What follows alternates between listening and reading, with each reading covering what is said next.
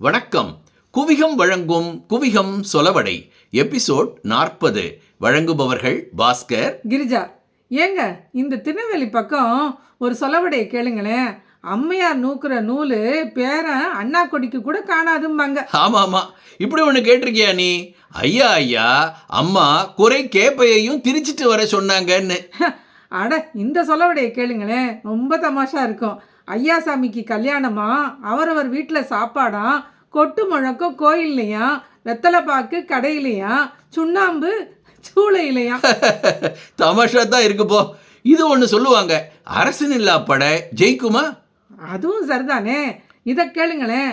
அரசனுக்கு என்ன ஒரு வார்த்தையில் சொல்லிவிடுவாரு, அடிமைக்கல்லவோ தலைச்சும. தலைச்சுமன்னா என்னன்னு தெரியுமா? என்ன அது? தலைச்சுமன்னா தண்டனை. அப்புறம் அரசனை பார்த்த கண்ணுக்கு புருஷனை பார்த்தா பிடிக்காது. அரசனை நம்பி புருஷனை கை விட்டது போலன்னு கூட சொல்லுவாங்கல்ல. ஐயோ, ஆமா ஆமா,